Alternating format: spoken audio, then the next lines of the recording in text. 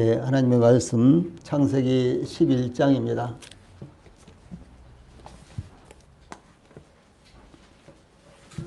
네, 하나님의 말씀 창세기 11장 1절부터 제가 봉독을 해드리겠습니다. 9절까지입니다. 네, 하나님의 말씀 창세기 11장 1절부터 9절 말씀까지입니다.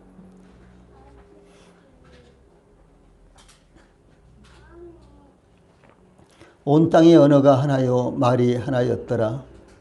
이에 그들이 동방으로 옮기다가 시날 평지를 만나 거기 거류하며 서로 말하되 자 벽돌을 만들어 견고히 굽자 하고 이에 벽돌로 돌을 대신하며 역정으로 진흙을 대신하고 또 말하되 자 성읍과 탑을 건설하여 그 탑 꼭대기를 하늘에 닿게 하여 우리 이름을 내고 온 지면에 흩어짐을 면하자 하였더니 여호와께서 사람들이 건설하는 그 성읍과 탑을 보려고 내려오셨더라.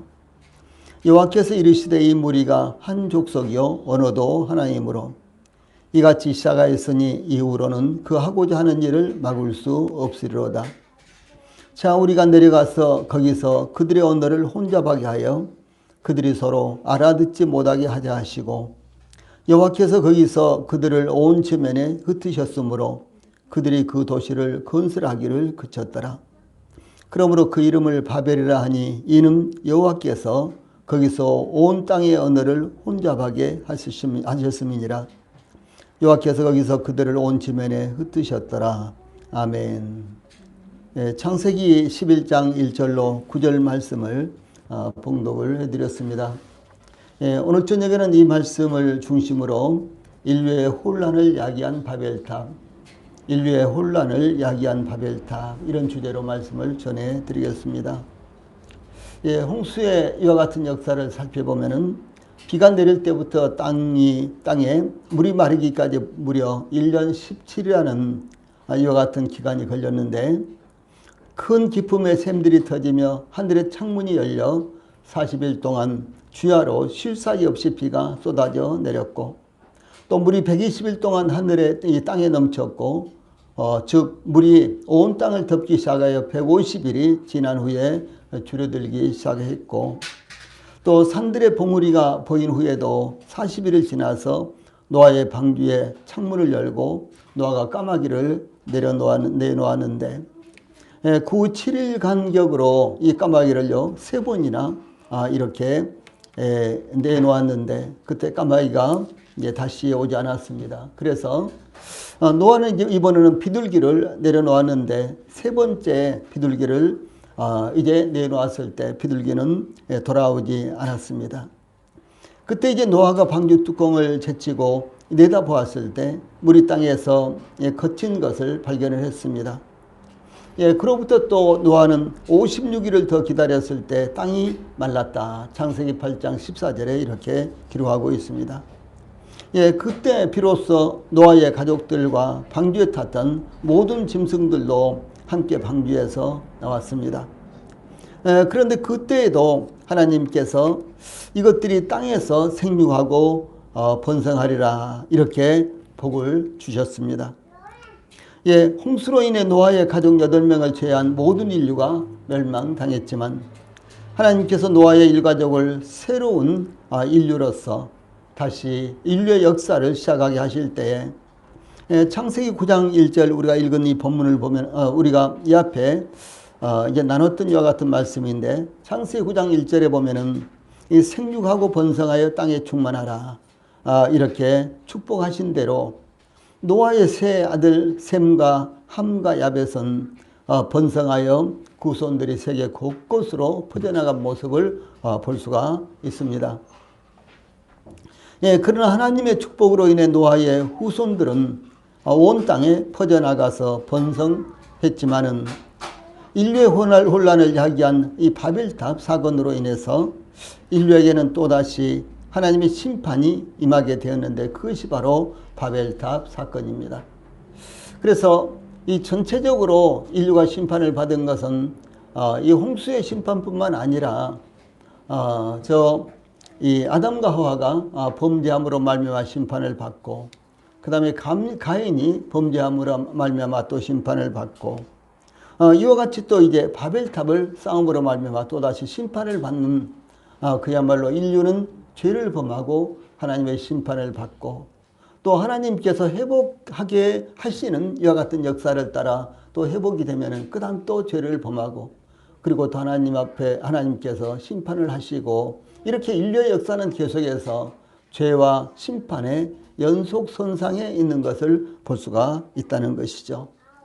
예, 오늘은 이 말씀을 통해서 과연 인류가 어떠했길래 바벨이라는 이와 같은 심판을 받았는가, 이런 부분에 대해서 참고를 하겠습니다. 제일 먼저 1절과 2절은 그 동기를 제공하고 있습니다. 무엇을 할 때든 동기가 참으로 중요하지요. 선물을 줄 때도 사랑하기 때문에 또 무엇이든지 주고 싶어서 주는 것이 아니라 선물을 통해서 이렇게 마음을 나누는 것입니다. 그런데 선물을 통해서 무엇인가를 얻으려고 한다면 그것은 선물이 될 수도 없고 뇌물이라고 이렇게 할 수가 있겠죠. 이 하나님께 드리는 물질도 은혜로 받고 복을 받기 위한 동기라면, 다시 말해 은혜를 받고 복을 받기 위한 이와 같은 동기라면 하나님께 합당하지가 않는 것입니다. 그래서 우리가 연보를 할 때도 어떤 자세로 연보를 해야 되겠는가, 이런 것들이 중요하죠. 그래서 무엇인가를 하나님 앞에 하나님께 드리며 충성하고 봉사함으로 이 구원을 얻으려고 한다면 오히려 부끄러움만 당하게 될 것입니다. 6.25 참전 때, 6.25 전쟁 때요, 6.25 때 이 참전한 16개 국가들 가운데 아프리카에서 유일하게 참전한 이 에티오피아 나라, 그때 이 에티오피아는 우리나라의 군인들을 참전할 만한 군인들도 변별하게 없었어요. 그런데 한국에 전쟁이 일어났다, 이런 소식을 듣고 그 당시 황제는요, 이 황제를 지키는 춘희병들, 이 황제를 지키는 춘희병들을 중심으로 우리나라에 군대를 파견했습니다. 서로 오고 가기도 쉽지 않고 물건을 사고 팔기도 쉽지 않은 그런 아주 먼 나라지요. 그런데 우리나라에 전쟁이 일어나서 군대를 보내줄 것을 요청하자 에티오피아는 아무런 조건도 없이 이 하일레 셀라시의 1세 황제의 주도하에 이 황제의 춘희대를 포함하여 6,037명의 군인들이 대한민국에 파견이 되어서 그 중에서 123명은 전사하고 536명은 부상을 당한 이와 같은 이제 역사를 이뤘습니다. 이 에티오피아는 이탈리아의 지배를 받고 있었을 때요, 1935년 국제사회에 에티오피아를 도와줄 것을 요청했지만 단 한 국가도 에티오피아를 돕지를 않았습니다. 그러나 1941년까지 약 27만 명의 희생자를 내면서 이탈리아를 몰아내고 독립을 했던 나라, 그 나라가 바로 에티오피아입니다. 그러므로 에티오피아는 이 위기에 처한 국가를 도와야 한다는 한 가지 뜻으로 한국전쟁에 참전했다라는 것이 얼마나 놀라운 일입니까? 하일레 셀라시의 황제는 군대를 파견하면서 이렇게 말했어요. 이 침략군에 부당하게 이 공격당한 나라가 있다면 다른 나라들을 도와줘야 한다. 저 먼 곳에 있는 한국인의 자유와 권리를 위해 목숨 바쳐 싸워라. 이렇게 군인들한테 능력을 하고요. 그리고 이렇게 한국전에 파견되는 군인들을 격려를 했습니다. 현재는 우리나라가 경제 발전을 이루어 세계적인 부강한 국가가 되었지만 에티오피아는 오랜 가뭄과 정치적인 격동으로 인해서 피폐한 국가가 되고 말았습니다. 이런 상황에서 아프리카 지역의 코로나19의 급속한 확산으로 인해서 그래서 우리나라보다도 훨씬 더 후에 아프리카에 코로나19가 번지기 시작을 했죠. 그래서 이제 이와 같은 급속한 확산으로 인해서 에티오피아는 지난 4월 8일 비상사태까지 선포를 했습니다. 우리나라는 지난 7월 에티오피아에 진단 키트를 무료로 공급해 주었고, 또한 그에 앞서 6월에는 6.25 전쟁 유엔 이 참전 용사들에게 마스크 100만 장을 지원을 했습니다. 이 100만 장 가운데 미군들이 제일 많이 참전을 했고 또 많이 희생이 됐기 때문에 그 미국에 50만 장을 무료로 보냈고, 이 나머지 50만 장은 참전국이 16개 나라잖아요. 그래서 남은 이와 같은 국가에 이렇게 보냈는데, 이 참전용사들이 이제 오랜 세월이 지나서 많이 돌아가셨죠. 그런 이제 가정에는요, 그 후손들에게 그 마스크가 돌아가도록 이렇게 일일이 대성안에서 나눠 줬습니다. 그때 이제 미켈로 산토로 이탈리아 참전용사 후손이 있었는데, 그분은 이렇게 말했어요. 한국은 그들의 자유를 위해 싸운 이들을 잊지 않았다. 우리도 한국을 절대 잊지 않을 것이다 라고 소감을 피력을 했고요. 그 다음에 멜레세 테세마 에티오피아 6.25 참전용사 회장은 한글로 손편지를 써서 보내오기도 하는 이와 같은 아주 감동스러운 역사가 있었던 것을 이제 매스컴을 통해서 우리가 알고 있습니다.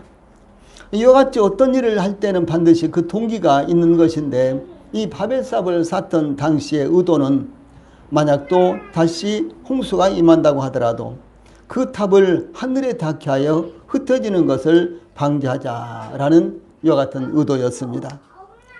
예, 여기 1절에 보면 그 당시 온 땅의 언어가 하나요 말이 하나였더라 이렇게 증가하고 있죠. 즉 바벨탑 이전까지는 모든 인류의 언어가 동일했다는 것을 의미합니다. 지금은 얼마나 언어가 많습니까? 그리고 브라질 아마존 강이라든가 혹은 저 아프리카 오지라든가 이런 데 가면은 동네마다 말이 다를 정도로 이 부족 언어죠. 그래서 이제 이 동네하고 저 동네하고 서로 말이 안 통해요. 그런가 하면 필리핀도 약 7,000개의 섬으로 이루어져 있는 이와 같은 나라. 그러니까 섬이 얼마나 많습니까? 그런데 인도네시아도 그보다도 훨씬 더 많습니다. 그래서 인도네시아라든가 필리핀 같은 데 가면요, 이 섬하고 저 섬하고 언어가 다르는 거예요. 그래서 정부에서 뭐 2개의 언어, 3개의 언어를 공용으로 하는데, 그런 언어도 그런 지방에서는요 못 알아듣는 거예요. 예. 그런데 이제 바벨탑 사건이 일어나기 전에는 한 가지 언어만을 사용했습니다. 그래서 온 땅의 언어가 하나요 말이 하나였더라 이렇게 기록되어 있습니다. 그래서 이 바벨탑 이전까지는 모든 인류의 언어가 동일했다는 것을 의미하는데, 언어가 동일했기 때문에 언어로서 서로 간 소통이 가능했고 의사 전달이 가능했었습니다. 예, 그 당시 인류는 동방으로 옮겨가면서 시날 평지를 만나서 거기 거류했는데, 방주가 아라랏산에 멈췄는데 바벨탑을 건축한 시날 평지는 바로 동쪽에 있습니다. 이 바벨탑 동쪽, 이 아라랏산 동쪽에 있습니다. 인류와 모든 생명 있는 것들은요, 이 본능적으로 태양이 떠오르는 방향을 향해서 움직이는 습성이 있는 것입니다. 이와 같이 인류도 태양이 떠오르는 동쪽을 향해서 이렇게 움직이다가 소위 바벨이라는 이와 같은 시날 평지라는 이와 같은 곳에 머무르게 되었던 것입니다. 특히 인류는 초기 때부터 이 짐승들을 기르면서 농사를 지었기 때문에 물이 많고 초원이 있는 평지를 선호했는데, 평지는 산과 산 사이의 골짜기에 넓게 형성되어 있었기 때문에 이런 곳을 선호를 했습니다. 예, 그러면 천연적으로 방어도 되고, 또 그런가 하면 천연적으로 물과 이 풀이 풍부하기 때문에 이 짐승들을 기른다거나 혹은 곡식을 이제 심는다거나 이와 같은 것들이 용이했기 때문에 그렇습니다. 또 이 산에서 생산되는 열매와 계곡에서 흘러나오는 물의 혜택을 받는 이와 같은 평야를 선호하게 됩니다. 강과 산이 어우러진 평야, 그곳이 모든 인류가 선호하는 터전으로서 그 당시 인류는 동방으로 옮기다가 시날 평지에 이르러서 그곳에 정착하게 되었다라고 증가하고 있는 것입니다. 자, 그 다음에 이제 3절로 4절에는 이 시날 평지로 이동해서 거주하던 인류의 그 음모가 나타나고 있습니다. 인류가 동방으로 옮기다가 시날 평지를 만나서 거기 정착하게 되어 그들이 원하는 풍요로움을 누리게 되었는데, 그때 이제 그들은 이렇게 풍요롭게 우리가 살고 있는데 똥수가 일어나서 모든 것을 쓸어버리고 멸망하면 어떠냐. 이런 이제 두려움, 이런 걱정을 하게 되어서 근데 그들이 서로 말하되, 이게 3절 이렇게 시작하고 있죠. 그들이 서로 말하되. 그래서 그들이 중지를 모으기 위해서 서로 간에 토론을 했다. 의견을 모으기 위해서 서로 간에 대화를 했다라고 하는 것입니다. 예, 그러므로 서로 말하되라고 한 것은 의견을 모아서 무엇인가를 시도하고자 제안한 것을 의미합니다. 인간은 풍성한 언어라는 선물을 받았기 때문에 언어를 활용하여 서로의 생각을 나누고 의견을 통일시키고 또 함께 살아가는 사회를 건설하는 것은 하나님께서 원하시는 것이요. 그래서 하나님께서 그런 목적으로 언어를 주신 것입니다.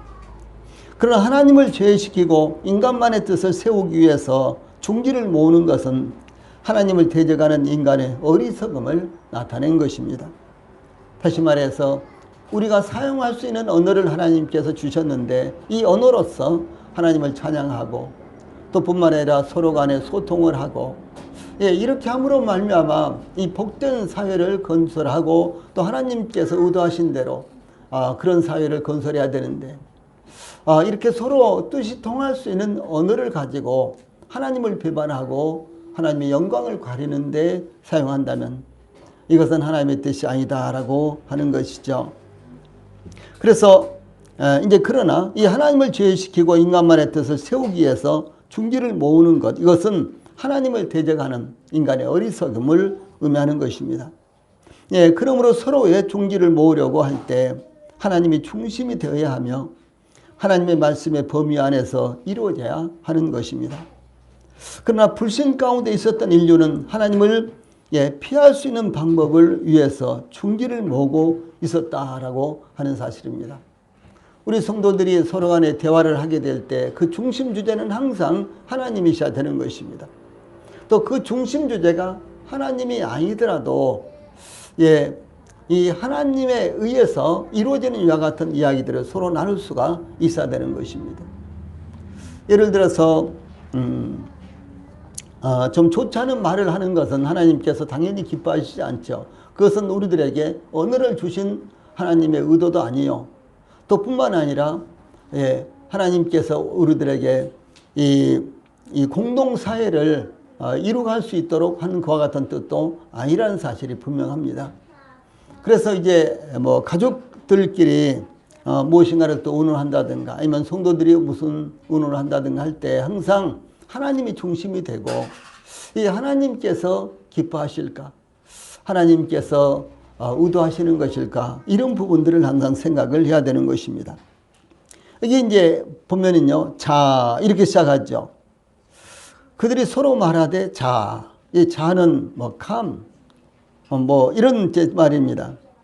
이 말은 3절, 4절에 두 번이나 나타나는데 무엇에 돌리다 혹은 또 오다라는 의미로 이 서로 격려하거나 무슨 일을 시작할 때 사용되는 단어로서 준비하자, 시작하자 뭐 이런 의미가 되는 것입니다.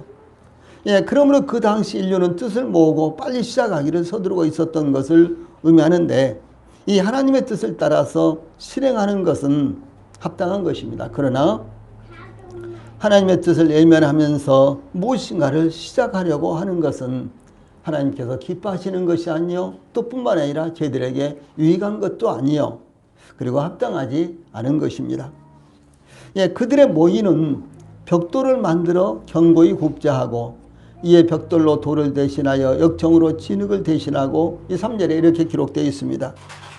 그래서 그 목적은 성읍과 탑을 건설하여 그 탑 꼭대기를 하늘에 닿게 하여 우리 이름을 내고 온 지면에 흩어짐을 면하자라고 하는 것이었습니다. 이 벽돌을 만들어 견고히 굽자는 것은요, 굽고 또 굽자 하는 말로 벽돌의 내구성을 최대한 높여 단단할 뿐만 아니라 오랫동안 변질되지 않도록 그렇게 만들자라고 하는 것입니다.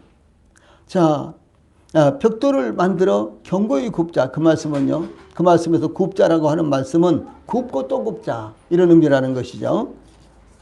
이 햇볕에 흙벽돌을 건조시키는 것이 이 고대인들의 벽돌 만드는 방법이었는데 벽돌을 불에 구워 만드는 방법은 그 당시의 문명이 상당한 수준에 이르렀다는 것을 의미합니다.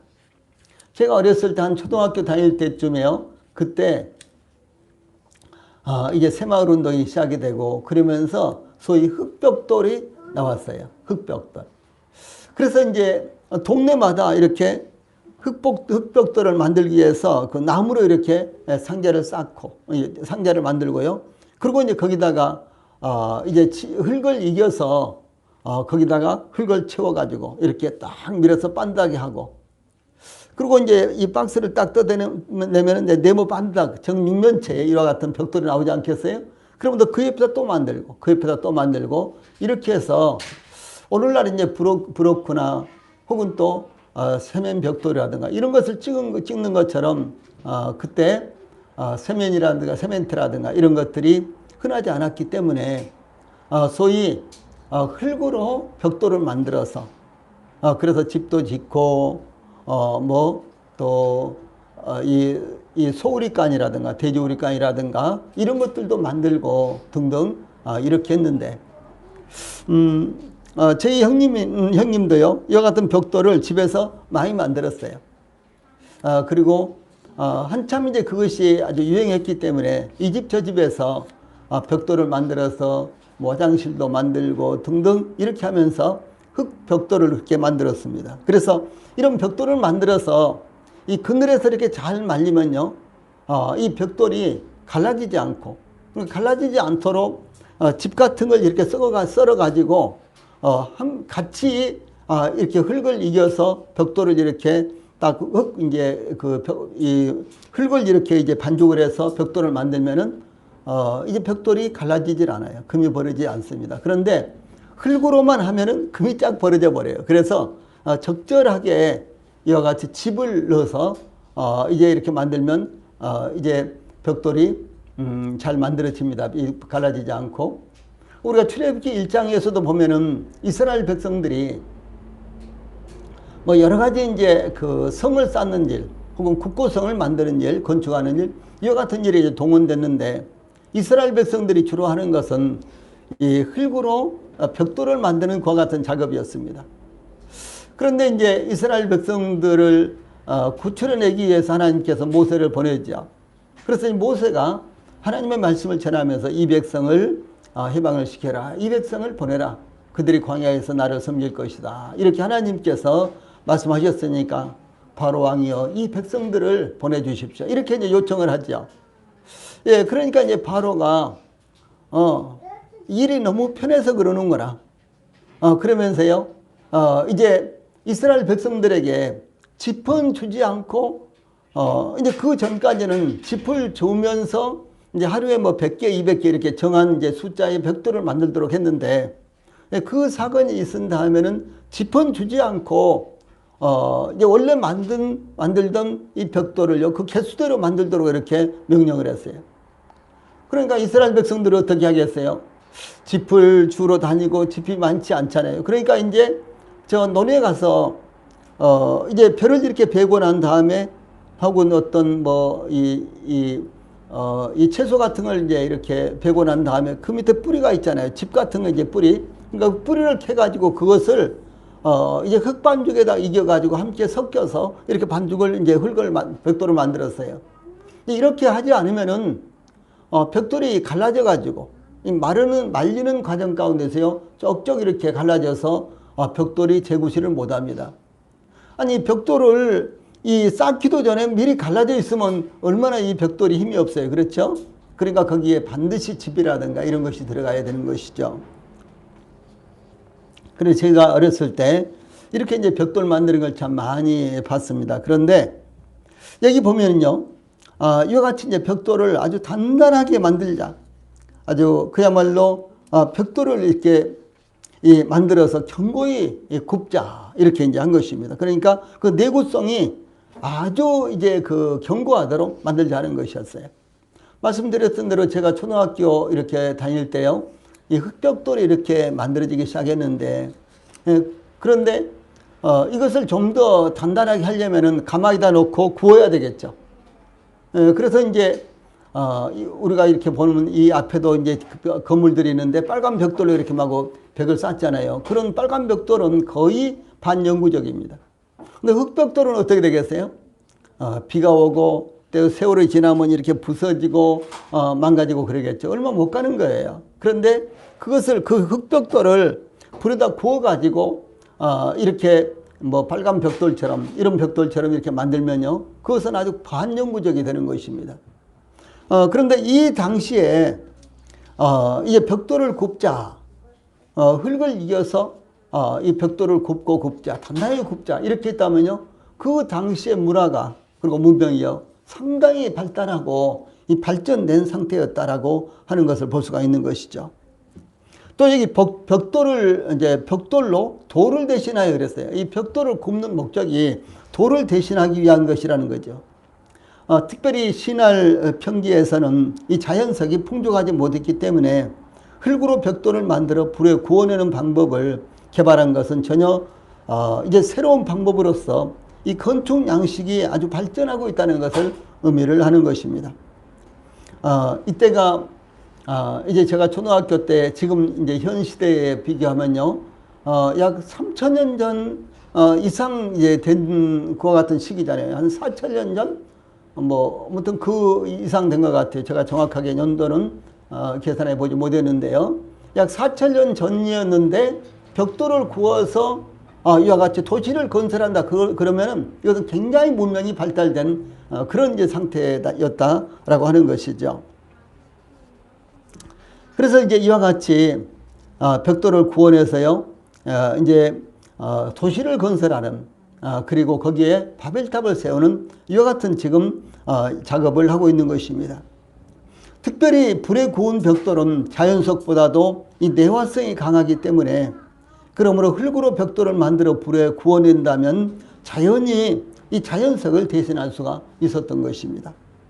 그 다음에 또 한 가지는 역청으로 진흙을 대신하고 이렇게 했죠. 그러니까 이 역청으로 진흙을 대신하고 이 말씀은요, 벽돌과 벽돌을 견고하게 접합시키기 위해서 진흙이나 이 해반죽 대신 역청을 사용하는 것은 접착력을 더욱 견고하게 할 것입니다. 만약에 이 집을 짓는데 이 붉은 벽돌을 싸서 이렇게 집을 맺는다거나 아니면 브로크를 이렇게 싸서 집을 짓는데 그 중간중간 이음새에 진흙으로 이으면 어떻게 되겠어요? 그럼 비가 와서 물이 또 젖으면 그냥 허물어져 버리겠죠. 그런데 흙벽돌로 이렇게 집을 지을 때는요, 당연히 중간중간 흙을 넣어가지고 벽돌과 벽돌 사이가 아주 단단하게 서로 접합이 되도록 이렇게 한 것입니다. 그리고 이제 일반 이제 요즘 보면은 이 빨간 벽돌로 집을 짓는다면은 이 중간에 세면을 이렇게 넣잖아요. 세면을 넣어서 그것이 벽돌과 벽돌 사이가 떼일라야 뗄 수 없을 정도로 서로 견고하게 접착이 되도록 이렇게 하고 있죠. 그런데 그 당시에는 아마 이 세멘트가 없었는 것 같아요. 세멘트를 아직 개발하지 못했던 것 같습니다. 그래서 여기 보면 역청으로 그랬습니다. 역청으로 진흙을 대신하고, 그래서 이 역청의 접착력을 사용해서 더욱더 견고하게 건축을 하자, 이런 의미입니다. 이 역청이라는 말은요, 끓다라는 말에서 온 이 바벨론이나 사해 부근의 지하 분수지에서 기름처럼 끓어올라오는 역청을 의미합니다. 뭐 콜타르라고도 할 수 있고 또 뭐 아스팔트라고도 할 수가 있는데 그것과는 조금 더 이제 차이가 있다고 볼 수 있어요. 그래서 이 아스팔트를 말한다면 뭐 아주 비슷한데 이 함유층의 지표 가까이 있기 때문에 원유가 휘발성 성분의 대부분을 잃고 남은 것이 이 산화작용을 일으켜서 된 것을 가리킵니다. 그러니까 이 역청은 이 지표면 아주 가까이 있는 이와 같은 기름덩어리인데, 그래서 지표면 가까이 있기 때문에 이 휘발성, 불에 탈 수 있는 이와 같은 이제 이 성질은요 모두 다 날아가 버리고 그에 이제 남은 끈적끈적한 이와 같은 이제 기름덩어리를 의미합니다. 이것이 이제 역청입니다. 예, 그래서 이제 그것으로 이제 끈적끈적 이제 거리지만 휘발성이 없기 때문에 이 불에 타는 이와 같은 성질이 없기 때문에 이 벽돌을 접합시키기에는 최적한 것으로 사용될 수가 있는 것입니다. 그러므로 건축용으로 사용하기에는 아주 좋은 이와 같은 재료가 될 수가 있었던 것이죠. 그럼 이제 무엇을 만들려고 하는 것인가? 이 거대한 건축을 하기 위해서 대단한 신기술을 개발하여 인류는 발전하고 있습니다. 저 롯데 이제 타워 123층이나 되죠. 그런데 그 롯데 타워에 이제 지하가 약 6층 정도를 봤는데요. 그런데 그 6층 밑에 그 기초를 이렇게 놓기 위해서요. 이 수백 대의 이와 같은 이 콘크리트, 레미콘, 이 콘크리트를 갖다 쏟아 부었습니다. 그리고 이제 이것을 이제 레미콘에서 쏟아 붓기만 하면 아주 바로 굽는, 아주 급속으로 구워지는 굳는 이와 같은 성질의 이제 이 벽돌을 콘크리트를 갖다 쏟아 부음으로 말미암아 지진이 일어나도 그 기초가 흔들리지 않도록 이렇게 이제 그 기초를 만들었습니다. 만약에 123층이나 되는 이와 같은 건물이 지진이 일어나면 또 흔들리고 또 바람이 불면 또 흔들리고 뭐 그러다가 또 몇 년 또 쓰는데 또 한쪽이 또 땅이 들어가서 또 이렇게 좀 기울고 그러면 어떻게 되겠어요? 이것은 엄청난 것이죠. 이 조 단위 이상을 들여서 만든 빌딩인데요. 그러면 엄청나게 손해가 되고, 그리고 이것은 또 손해가 되는 정도뿐만 아니라 엄청난 손해를 야기를 시키는 것입니다. 그래서 지진에도 끄떡하지 않고 지금도 이 바람이 불면은 123층 이 롯데월드는 이렇게 흔들립니다. 63빌딩도 흔들린다 그러더라고요. 이렇게 상당히 흔들립니다. 그래서 실제로 이 거울을 가지고 이렇게 딱 이 측정을 하니까 이 거울의 이 그림자가요. 왔다 갔다 한 30cm 정도 왔다 갔다 이렇게. 그러니까 꼭대기에서 이 꼭대기는요. 한 30cm 정도가 이렇게 흔들리는 거예요. 그러니 바람이 많이 불면 얼마나 더 많이 흔들리겠어요. 그러므로 이 정도의 이 건물을 만들기 위해서는요, 건축하기 위해서는 굉장한 기술이 필요한데, 여기 시날 평지에서 바벨탑을 쌓을 때, 이들은 그 대를, 꼭대기를요, 하늘에 닿게 하자라고 했기 때문에, 그 당시의 기술이 얼마나 대단했을까라는 것을 우리가 상상할 수가 있는 것입니다. 심지어 어떤 분들은 그 바벨탑 흔적에서 컴퓨터 칩까지 나왔다 뭐 이런 이야기도 해요. 뭐 컴퓨터 칩이 그대로 나온 것은 아니겠죠. 그런데 무슨 뭐 셋부치가 이렇게 나오니까 이것은 컴퓨터 칩이 아니냐 아마 이렇게 이야기를 하는 것 같아요. 그런 인터넷에 보면 그런 이야기들이 많이 나옵니다. 그 정도로 그 당시의 문화와 문명은 대단한 순주를 이루고 있었다는 것이죠. 마치 소위 탑을 쌓는데 하늘에 닿기까지 하자. 자, 이런 목표로 이제 탑을 쌓았기 때문에 오늘날 뭐 123층이라든가 혹은 뭐 167층이라든가 이런 빌딩들이 세계에서 가장 높은 빌딩들이 있잖아요. 그러니까 이런 빌딩 이상의 이와 같은 높이로 이 탑을 쌓으려고요. 이렇게 했다는 것이죠. 코로나19의 팬데믹 상황이 전 세계를 뒤엎고 있는데 21세기의 첨단 과학기술로 누가 가장 먼저 이 효과적인 진단키트를 만들어내느냐 하는 것은 이 세계를 이 선두주자로 이끌 수 있는 계기를 만들어주게 되었던 것입니다. 또한 코로나 백신과 치료제를 만들어내는 것도 그 자체뿐만 아니라 계산할 수 없는 부가적인 결과를 가져오는 것입니다. 백신을 만들었다, 치료약을 만들었다. 그러면은 그것으로 말미암아 이익을 볼 수 있는 그 정도가 아니라 그것을 통해서 부가적으로 얻을 수 있는 이와 같은 수익은요, 상상할 수가 없게 되는 것입니다. 인터넷에 보니까 최근에요, 이제 침을 이렇게 한 방 딱 놔가지고 이 코로나에 걸렸는지 안 걸렸는지 진단을 하는 이와 같은 기술이 개발이 됐다 그래요. 그래서 이제 그 진단 키트를 이 콧구멍에다 넣는다든가 코 속에다 넣는다든가 아니면 목구멍에다 넣는다든가 그러면은 이제 어떤 사람들은요 막 이상하다고 막 한없이 막 코를 문지르고 막 이렇게 하거든요.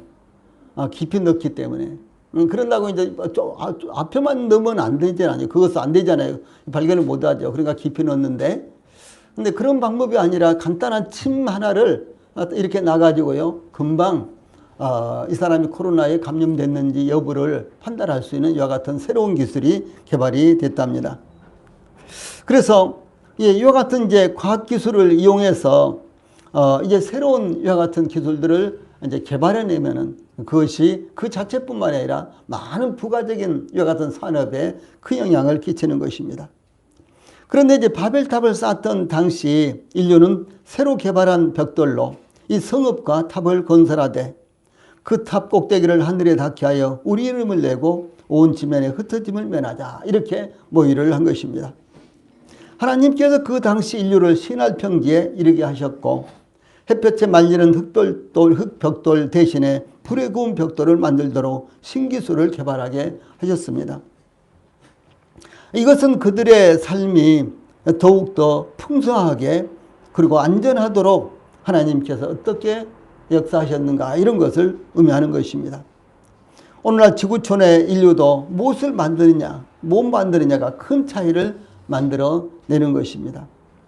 진단키트 하나로 우리나라는 세계의 선진국과 큰 차이를 만들어냈습니다.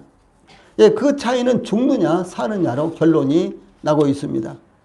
그러므로 무려 126개국 이상에서 진단키트를 요청을 하고 있고 이 코로나19에 대한 대처 방법을 전수받고자 세계 각국에서 진단키트와 방역 방법을 문의를 해오고 있는 것입니다. 우즈베키스탄은 우리나라 전문가를 초청하여 2주 동안 코로나19를 관리하게 했고 또 2주간을 더 머물도록 요청을 했고요. 또 다른 관계자를 초청해서 차관급으로 임명을 해서 K-방역 방식으로 코로나19를 방역을 하고 있습니다. 이 오늘날 이와 같이 어떻게 기술을 개발해 내느냐, 그 다음에 어떤 이 사회적인 구조 혹은 이 경제적인 구조를 가지고 있느냐 하는 것이요. 미래의 산업에 대단히 중요한 이슈가 되는 것입니다. 지금은 그저 그것이지 내지는 지금은 그저 별다를 것 없어 이렇게 하지만요. 이와 같은 것들이 앞으로 10년, 20년 후에는 엄청나게 큰 차이를 만들어낸다라고 하는 사실입니다. 이 신할 평지에 정착한 인류는 그 꼭대기가 하늘에 닿게 하고자 이 성읍과 탑을 건설하기에 분분했습니다. 그들은 왜 하늘에 닿게 할 정도로 탑을 건설하고자 했을까요? 그 이유가 있었겠죠. 이 첫째는 우리 이름을 내고라고 하는 것입니다. 즉 그들의 이름을 온 세계에 알리기 위한 것이었습니다. 북한은 이제 유경 호텔인지 그런 호텔을 이제 아주 옛날에 만들었잖아요. 백칭산 가는 호텔을요. 그런 호텔을 만들어 놓고 내장을 하지도 못하고 사람들이가 살 수도 없는 그런 호텔을 만들어 놓고 세계에서 자기들이 제일 높은 이와 같은 빌딩을 만들었다. 이러면서 이제 대내에다가 선전을 한다든가. 그 외에도 이제 북한 같은 경우는 프랑스 하면 에펠탑 이렇게 하죠. 그런 식으로 각가지 탑을 만들어 놨습니다.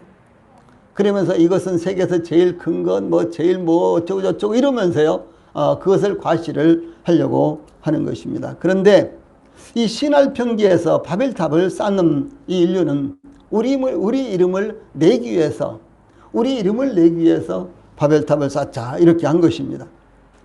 유대인 철학자 필로라는 분은요, 그 당시 사람들은 벽돌에다가 그들 자신들의 이름을 각각 새겼다 이렇게 전하고 있습니다. 벽돌을 하나하나 쌓아서 이제 이렇게 타워를 쌓는데요.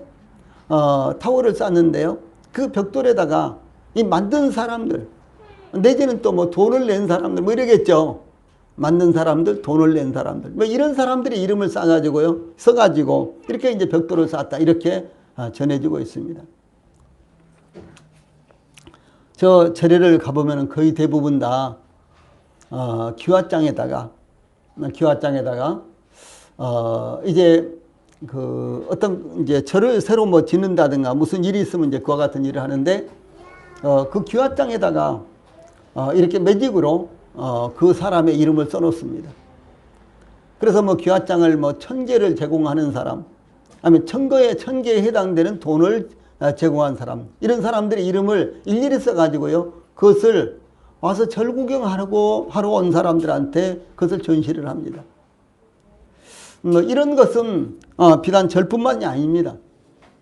교회도 그런 경우가 참 많습니다. 교회를 예배당을 건축하려고 했을 때 그런 경우가, 유사한 경우가 대단히 많고, 아니 거의 대부분 다 그런 과정을 통해서 건축을 하고 있는 것처럼 이렇게 보이기도 합니다.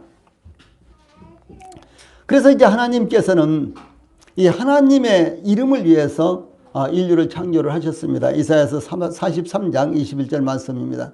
그러나 신할 평기에 인류는 자신들의 이름을 내고 전하기에 현안이 되어 있었던, 그리고 목적이 바로 자신들의 이름을 내기 위해서 바벨탑을 쌓고 있는 이와 같은 인류의 모습을 볼 수가 있는 것입니다. 두 번째로는 신할 평기에 인류는 그 탑 꼭대기를 하늘에 닿게 하여 라고 목표를 정했습니다. 이 세상을 살아가는 사람들이 어떤 목표를 가지고 살아가느냐 하는 것이 대단히 중요한 것이죠. 그런데 그 삶의 목표가 인간을 창조하신 하나님의 뜻에 적합한지, 아니면은 하나님의 뜻에 어긋난지는 인간의 근본적인 문제가 될 수가 있는 것입니다. 이 신할 평기의 인류가 그 탑의 꼭대기가 하늘에 닿게 할 정도로 높게 쌓으려고 했던 이유는 온 지면의 흩어짐을 면하자라고 중지를 모았던 데에 있는 것입니다. 즉 혹시 또 하나님의 심판이 임하더라도 우리는 그 심판을 피해서 살아남자라고 하는 것이었습니다. 혹시 하나님께서 홍수를 또 일으켜서 세상을 심판하더라도 우리는 그 홍수에서 살아남자. 높이 하늘에 닿을 정도로 높이 쌓으면요, 그 높이 올라가면은 아무리 홍수가 창일해도 살아남지 않겠어. 이런 의도를 가지고 탑을 쌓았다는 것이죠. 예, 가인이 아벨을 죽였을 때 하나님께서 너는 땅에서 피하며 유일하는 자가 되리라 이렇게 말씀하시자, 이 가인과 그 후손들은 땅에서 정착하기 위해서 땅에서 유리하는 자가 될 것이다. 이 가인이 범죄했을 때 하나님께서 이렇게 말씀하셨어요. 그런데 이 가인과 그 후손들은요, 오히려 땅에서 정착하기 위해서 에덴 동쪽 놋 땅에 거주하면서 성을 쌓고 그 이름을 에녹이라 이렇게 불렀어요. 예, 아예 자기들의 이름을 거기다가 붙인 것입니다. 성을 쌓고요. 이것은 하나님의 의도와는 전혀 다른 것이었습니다. 예, 그래서 소위 하나님을 불신하는 이와 같은 불신자들의 의도는 항상 자기중심적으로 이렇게 이루어지는 것입니다. 땅에서 피하며 유리하는 것을 면하기 위해서 고정된 주거지로서의 이 성을 쌓고 정착을 했던 것입니다. 그러나 하나님의 뜻은 인류가 번성하여 땅에 널리 퍼져 충만하게 되는 것이었습니다. 예, 결코 세계적 단일 제국을 형성하는 것이 절대로 아니었다라고 하는 사실입니다. 그래서 인류는 이제 인구가 증가하면서 점점 세계로 퍼져나가서 많은 나라들을 이루고 또 세계를 또 개발하고 개척하고, 이것이 하나님의 뜻인데, 예, 인류를 하나로 통합을 하는 이 단일 국가를 이렇게 만들려고 하는 것은 인류의 초기부터 항상 있어 왔고, 결국은 이제 적그리스도에 의해서 이 땅에는 단일 국가가, 세계 단일 국가가 형성이 될 것입니다. 이들의 탑의 꼭대기가 하늘에 닿게 하고자 시도했던 것은 하늘이 얼마나 높은지 사실은 알지 못했기 때문입니다. 만약 하늘이 얼마나 높은지 그들이 알고 있었다면 그런 생각을 하지 못하겠죠. 예, 즉 하나님이 인간과 얼마나 차원이 다른지 깨닫지 못했기 때문에 그들은 그런 의도를 한 것입니다. 하늘과 하늘들의 하늘이라도 하나님을 용납하지 못한다는 것을 그들은 알지를 못했습니다. 열왕기상 8장 27절 이하에 이와 같은 말씀이 여러 번 나오는데, 하늘과 하늘들의 하늘이라도 하나님을 용납하지 못한다. 이 천지간에 하나님과 비교할 수 있는 것은 없습니다. 그런데 이 신할 평지에 머물렀던 이 바벨의 인류들은 하나님을 알지 못하기 때문에 하나님을 능가하려고 했다라고 하는 사실입니다. 예, 이와 같은 무지는 예, 하나님의 말씀에 순종하기보다는 오히려 하나님의 뜻을 왜곡시켜서 거부하기에 이르렀다라고 하는 사실입니다.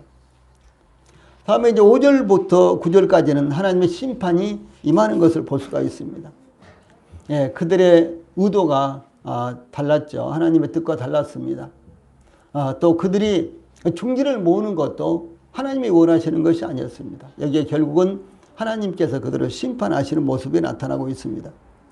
여기 5절에서 여호와께서 사람들이 건설하는 그 성읍과 탑을 보려고 내려오셨더라, 이렇게 이제 증거가 되고 있어요. 이 말은 이 각연적으로 눈에 볼 수 있도록 하나님께서 강림하셨다, 내려오셨다라는 의미가 아니라 하나님께서 인간 행위를 간섭하시고 중재하시기 위해서 역사하시는 것을 이렇게 묘사를 하는 것입니다. 하나님께서 인류가 한 족속이 언어도 하나이기 때문에 탑을 쌓는 일을 시작했으니 이후로는 그 하고자 하는 일을 하나님께서도 막기 어려울 것이다 라고 이렇게 말씀하셨어요. 그런데 하나님께서 인간이 시도하는 것을 막을 능력이나 방법이 없다는 의미가 아니라 인간의 불순한 생각대로 하도록 내버려 둔다면 끝없이 반역하는 일을 계속할 것이다 라고 하는 사실입니다. 그래서 때때로 하나님의 심판이 임하고 그것이 국지적이든지 부분적인 것이든지 큰 것이든지 간에 이 하나님의 심판이 임하는 것은 인류를 위해서 대단히 필요한 것입니다. 여러분, 만약에 죽음이라는 것이 없다면 어떻게 되겠어요? 인류 가운데 누구 하나 하나님을 찾는 사람이 있을까요? 예, 자기 인생에 연약한 것을 한 사람이라도 느낄 수가 있겠습니까? 그래서 이와 같이 부정적인 요소들이 세상에 많지만 그러나 그것을 하나님께서 허용하셨다면 그것은 우리 인간을 위해서 대단히 유익한 것이라는 사실을 알 수가 있는 것입니다. 그래서 하나님께서 인류가 한 족속이요 언어도 하나이기 때문에 이 탑을 쌓는 일을 시작했으니 앞으로는 그것을 막기가 어려울 것이다. 다시 말해서 그대로 내버려 둔다면 끝없이 반역을 일으킬 것이다, 이렇게 말씀을 하신 것입니다. 여기 7절에 보면 자 우리가 내려가서 거기서 그들의 언어를 혼잡하게 하여 그들이 서로 알아듣지 못하게 하자 하시고 라고 이렇게 말씀하신 것은 인간의 의도를 무산시키려고 하나님께서 계획하신 것을 의미합니다. 이 자 우리가 내려가서, 여기 자는 영어로 come입니다. 하나님께서 그 계획하신 것을 시작하는 것을 의미하고 내려가서는 신인 동형 동성론적 표현으로서, 즉 하나님을 우리 인간의 시각으로 이해할 수 있도록 표현한 것이라는 거죠. 마치 사람이 행동하는 것처럼 이렇게 묘사를 한 것입니다. 또한 우리라는 표현은 삼위일체 하나님은 그 뜻과 사역이 각각 일치하는 것을 의미합니다. 하나님께서 우리가 그랬거든요. 그래서 이 말씀을 통해서 여기 하나님이 삼위일체 하나님이시다라는 것을 간접적으로 증거하는 것입니다. 그 다음에 거기서 그들의 언어를 혼잡하게 하여 그들이 서로 알아듣지 못하게 하자라는 말씀은 이 바벨탑을 쌓고 있는 바로 그곳에서 인류의 언어를 혼잡하게 하심으로 서로 알아듣지 못하게 하시겠다는 그런 뜻입니다. 즉 서로 간에 언어적 소통이 이루어지지 않게 하시겠다라고 하는 것입니다. 이게 참 중요한 의미가 담겨져 있습니다. 사실은 사람들이 화해하는 것도 하나님께서 허락하신 것이죠.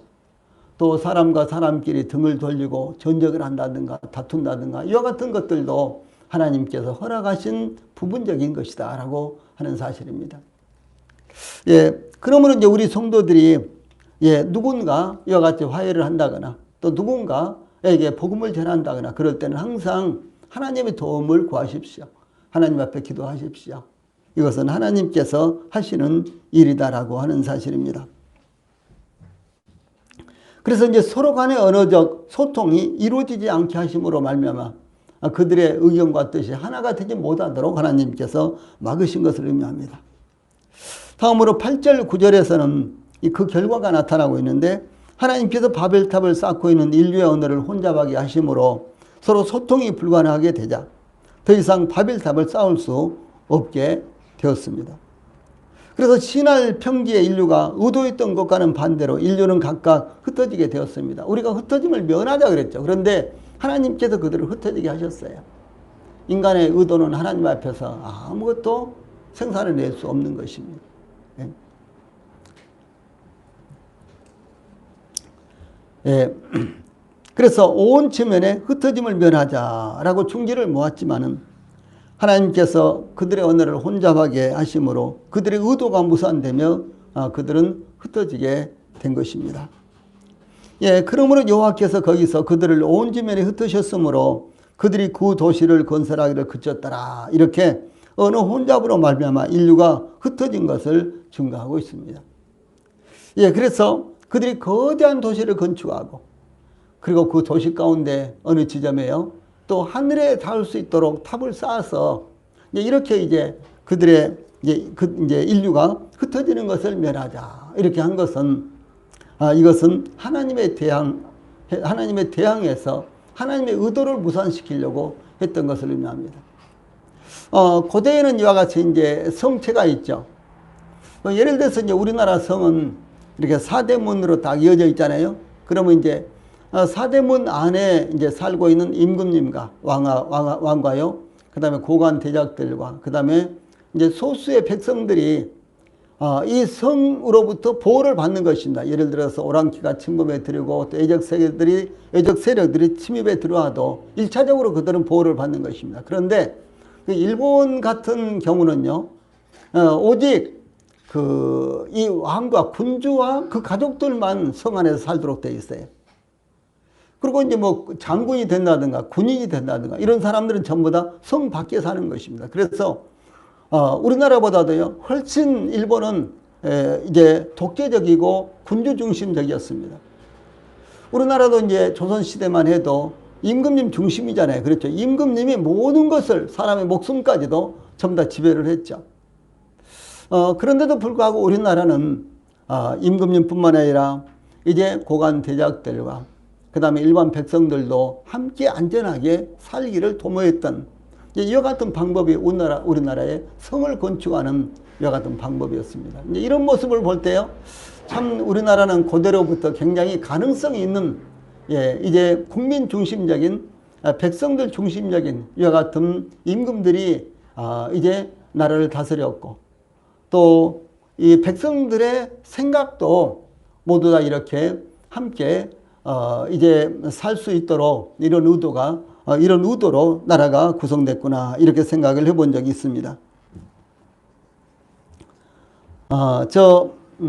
진도에 가면은 이 장보고가 쌓았던 이와 같은 성이 있습니다. 근데 그 성의 특징은 어떤 것이거든요. 보통 이제 우리나라 서울에도 북한산성, 뭐 남한산성, 여러분 남한산성은 잘 못 가보셨죠?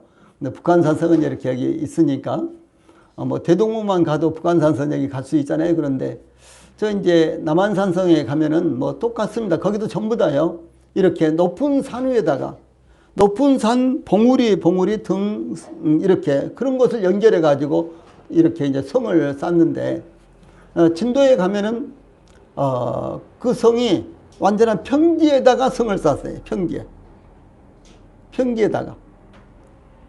예, 그런데도 불구하고 제가 말씀드리려고 하는 것은요, 그 성의 넓이가 상당히 넓다는 것이죠. 그래서 예를 들어서 난리가 났을 때 이제 그 주민들까지도 모두 다 성 안에 들어와서 피신을 하고 만약에 성 안에 있는 사람만 안전하고 성 밖에 있는 사람은 안전하지 못하다면은 외적들이 와서 성 밖에 있는 사람들을 잡아가고 죽이고 또 재물을 빼앗아가고 약탈해가고 그러지 않겠어요? 그런데 성 밖에 있는 사람들까지도 다 들어와서 피신을 할 수 있을 정도로 성이 아주 넓게 이렇게 구축이 되어 있더라는 것이죠.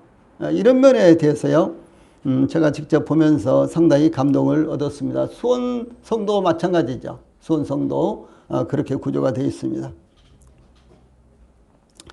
그런데 이제 여호와께서 거기서 그들을 온 지면에 흩으셨으므로 그들이 그 도시를 건설하기를 그쳤더라 이렇게 됐죠. 그래서 어느 혼잡으로 말미암아 인류가 흩어진 것을 이렇게 증가하고 있습니다. 그런데 여기 또 한 가지 중요한 것은요, 그 이름이 바벨이다라고 하는 것이죠. 이 바벨이라는 말은 이제 그때로부터 시작해서 온 인류 가운데요 항상 부정적인 이와 같은 언어가 됐습니다. 바벨.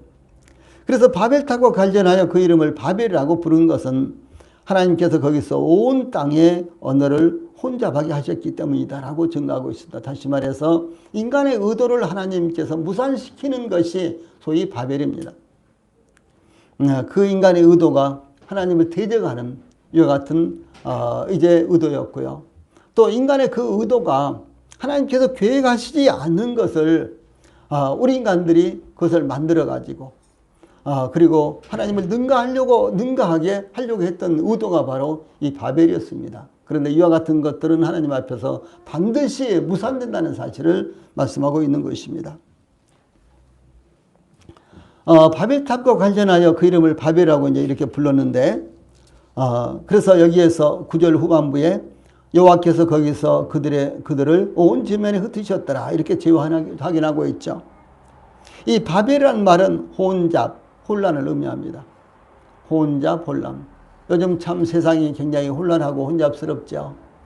특별히 코로나19가 발생함으로 말미암아 세상은 얼마나 혼란스럽고 무질서하게 됐는지 이루 표현할 수가 없습니다. 예. 이와 같이 바벨이라는 말이 후대에 전해지는 것은 인간 개인의 마음에나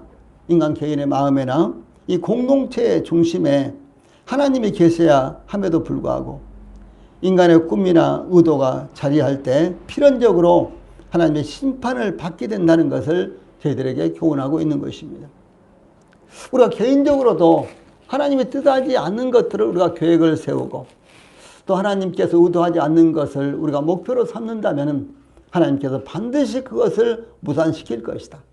그리고 바벨탑 같이 그것이 완전히 흩어져서 오히려 저희들이 어려움만 당하게 될 것이다 라고 하는 것입니다. 그러므로 우리 성도들 개인 또 뿐만 아니라 우리 교회가 하나님께서 의도하신 것, 하나님께서 목표하신 것, 하나님의 말씀을 따라서 계획을 세우고 그리고 사역이 이루어져야 된다라고 하는 것입니다. 더 넓게는 국가나 그리고 온 세계가 그렇게 해야 되지만은 그러나 하나님의 말씀을 따라서 우리 성도들이 그리고 우리 교회가 이와 같이 이제 하나님께서 의도하신 것을 계획하고 그것을 세움으로 말미암아 하나님의 뜻 안에서 이루어지도록 해야 되는 것입니다. 네, 그래서 하나님의 뜻을 따라서 순종하는 것이 얼마나 큰 축복인가를 오늘 말씀을 통해서 저희들에게 강조하신 사건입니다. 우리 성도들이 바벨탑 이것이 생각날 때 또 성경에서 이것을 읽을 때 또 이런 메시지를 들을 때 항상 이와 같은 교훈을 마음에 되새김하시기를 바라겠습니다. 네, 기도하시겠습니다.